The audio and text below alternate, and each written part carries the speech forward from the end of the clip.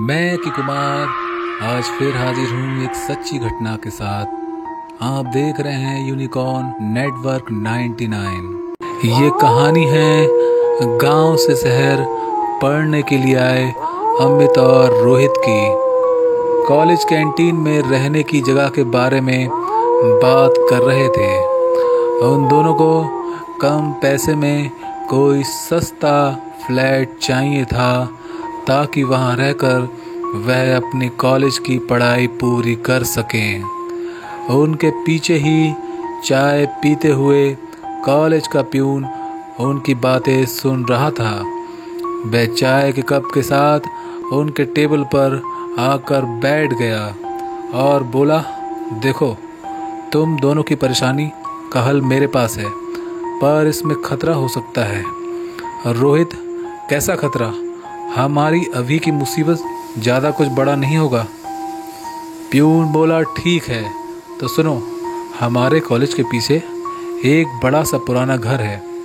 उस घर का मालिक बिल्कुल सस्ते दामों में पूरा घर किराए पर देने के लिए राजी है, पर उस घर के बारे में एक दिक्कत है। वहाँ उस घर में 5 साल पहले हमारे ही कॉलेज की एक लड़की रहती थी और उसी घर में जलकर उसने आत्महत्या की थी। मरने के बाद उसका अंतिम संस्कार तो हुआ, लेकिन लोगों का कहना है आज भी उस घर में उसकी आत्मा रहती है। इतने में अमित और रोहित एक स्वर में बोले, हमें चलेगा।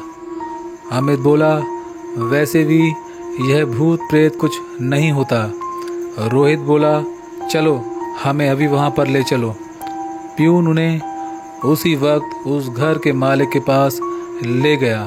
घर का मालिक उस भूतहा घर से 10 मिनट की दूरी एक लकड़ी के मकान में रहता था। वह सुबह 11 बजे ही नशे में था। उन्होंने देखा कि 2 लोग और प्यून साथ में आ रहे हैं। उन्होंने अमित और रोहित को सिर्फ एक शर्त में किराए पर देने के लिए तय किया कि वह मकान तभी किराए पर देंगे अगर बीच में छोड़कर नहीं जाएं। अगर वो जाना भी चाहेंगे तो उनके पैसे वापस नहीं मिलेंगे। उन्होंने बिना सोचे समझे पैसे देकर चाबी ले ली। उसी दिन अपना सारा सामान घर में रख लिया। घर काफ़ी बड़ा था। वहाँ सोने के लिए 3 बेड, किचन, टॉयलेट, बाथरूम सभी सुविधाएं थीं। इसलिए दोनों बड़े खुश लग रहे थे कि इतने कम पैसों में दोनों को एक बड़ा सा घर किराए पर मिल गया था। पहले दिन खाना खाकर वह लौट आए। 11 बज चुका था और आते ही बेड पर लेट गए। वहाँ एक लाइन में 3 बेड थे। अमित और रोहित बीच में एक बेड खाली छोड़कर सोए थे। रात के 12 बजे रोहित नींद से अचानक हड़बड़ाकर उठा और वापस सो गया। उसे ऐसा लगा था कि नींद में ही किसी ने उसका गला दबाने की कोशिश की है। उसके बाद अमित की नींद अचानक खुल गई क्योंकि उसे अचानक ठंड महसूस हुई कि उसके दांत किट किट करने लगे। उसको इतनी ठंड लग रही थी कि वो उस ठंड को महसूस कर रहा था। उसको ये बात बहुत अजीब लगी। उसने कमरे की लाइट खोल कर देखी तो तीसरे बेड पर रोहित शर्ट निकालकर पंखे की हवा में सो रहा था। उसी वक्त अमित की नज़र बीच वाले बेड पर पड़ी। उसने देखा बेड पर इंसान के आकार में बेड धंसा हुआ है, मानो उस पर कोई सो रहा हो। उसे अपनी आंखों के सामने जो दिख रहा था उसी बात को पक्की करने के लिए वह उस बेड के नज़दीक गया। हामिद उस बेड पर हाथ फेर कर देखना चाहता था कि उस बेड पर कौन है। तभी उसे लगा कि उस बेड से अभी अभी कोई नीचे उतर गया हो। उसके मन में अब डर ने जगह बना ली। थकावट के कारण वह अपने बेड पर जाकर लेट गया, लेकिन जो उसने देखा उसके बारे में सोचने लगा कि सच में इस घर में आत्माओं का निवास है। तभी उसी बेड से एक आवाज़ आई, जैसे कि कोई वापस आके उस बेड पर लेट गया हो। अब वह डरने लगा। उसकी दिल की धड़कनें तेज हो गईं। कलेजा मानो फट के बाहर आ गया हो। उसने डरते हुए अपने आप को संभालने की कोशिश की। डर बढ़े नहीं, इसलिए खुद को यकीन दिलाना शुरू किया कि सब उसके दिमाग का वहम है। लेकिन उसने बेड से नीचे उतरकर बिना आसपास देखे बाद में वह आंखों पर पानी मारने के लिए बाथरूम में गया था। उसी वक्त वह डर भरी चीख से उस घर में आवाज हुई। उस आवाज को सभी लोग सुन सकते थे, लेकिन उस सुनसान घर में हामिद ही उस आवाज को महसूस कर रहा था। हामिद इस नज़ारे को अपनी आंखों से देख रहा था। तभी उसकी चीख निकलती है। उसी वक्त वह डर भरी चीख से रोहित आधी नींद से उठकर बाथरूम की ओर दौड़ा। जब रोहित बाथरूम में पहुंचा तब उसे हामिद जिस हालत में दिखा उसे देखकर रोहित की रूह कांप गई, क्योंकि उसके सामने हामिद जमीन पर पड़ा था और उसकी छाती पर आग से जली लड़की का प्रेत बैठा था। डर से रोहित की घिघी बन गई, आवाज नहीं निकल रही थी। वह दोनों इस सारे में बात करके एक दूसरे से मदद मांग रहे थे, यही कि कौन किसकी मदद करे। लेकिन रोहित कुछ नहीं कर पा रहा था, क्योंकि डर के मारे उसके खुद के हाथ पैर से आधी जान निकल गई। तभी अचानक वो लड़की गायब हो जाती है और वह दोनों बाथरूम से भागकर अपने रूम में आते हैं। यह रात उनके लिए बहुत खौफ की रात थी। रोहित और अमित के चेहरे पर खौफ साफ साफ देखा जा सकता था।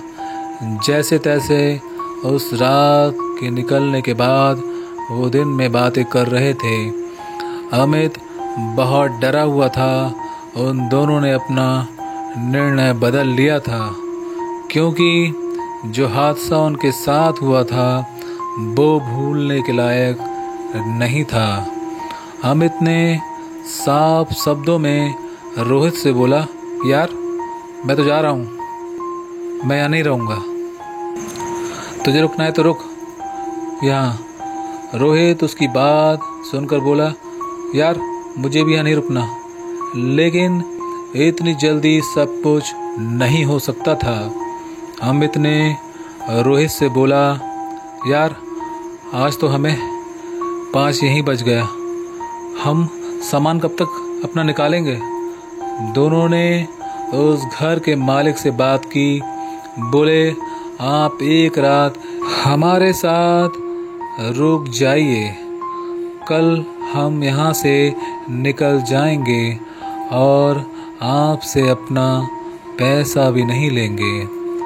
मालिक बात सुनकर तुरंत मना कर देता है, लेकिन बहुत जिद के बाद वो मान जाता है। हामिद और रोहित अपना कुछ सामान बाहर निकालकर उस मकान मालिक के यहाँ रख देते हैं। अभी रात पूरी बाकी थी। मकान मालिक अपने साथ शराब की एक बोतल लेकर आता है और वह कुछ देर आराम करने लगता है। कुछ समय बीत जाने के बाद वह हामिद और रोहित से गिलास मंगाता है और दारू पीने लगता है। कुछ समय बाद घड़ी का अलार्म बोलता है। समय 12 रात हो चुकी थी। हामिद और रोहित मकान मालिक से बोलते हैं, अंकल जी, अगर बुरा नहीं मानो तो हमें भी एक पैक लगवा दो, बहुत डर लग रहा है। मकान मालिक उनकी बात मानकर बोलता है, ठीक है, पी लो, डर खत्म हो जाएगा। वह सभी पूरी बोतल पी लेते हैं। कुछ देर बात करके वह आराम करने लगते हैं। उस समय 1 बज रहा था कि अचानक किचन से आवाज़ आती है। ऐसा लगता है जैसे कोई किचन में है। हामिद और रोहित और मकान मालिक देखते हैं तो उनकी आंखें फटी की फटी रह जाती हैं। किचन में चाय बन रही थी और सरकटा आदमी और वो लड़की जो जलकर मर चुकी थी वो किचन में बातें कर रहे थे। ये नज़ारा देखकर तीनों को पसीना आ रहा था और उनकी दिल की धड़कनें तेज हो गई थीं। यही देखते हामिद से गिलास गिर जाता है, जिससे आवाज़ होती है। तभी वो आत्माएं उन तीनों की तरफ मुड़कर देखने लगते हैं, लेकिन वो तीनों वहाँ से गायब हो जाते हैं। उनका मालिक उनको उस कमरे में ले जाता है जहाँ कोई नहीं रहता था और वहाँ से निकलने का रास्ता था। वो दरवाजे को अंदर से बंद कर लेते हैं। तभी देखते हैं वो आत्मा उनको ढूंढ रही है। उनके कदमों को देखकर तीनों पसीने में नहा जाते हैं। उनका मकान मालिक बोलता है, बिल्कुल मत बोलना वरना तीनों मारे जाएंगे। तभी अचानक आवाज आती है, कौन है? यह घर हमारा है, निकल जाओ यहाँ से। मैंने उस दिन तेरे दोस्त को छोड़ दिया था, आज तुम सभी मरोगे। वो ये सब सुनकर बहुत डर जाते हैं। उनका मकान मालिक बोला, शांत हो जाओ, डरो मत, हम पीछे वाले रास्ते से निकलते हैं। इतना सुनते ही आवाज दरवाजे पर बहुत तेज हो जाती है, जैसे कोई दरवाजा तोड़ देगा।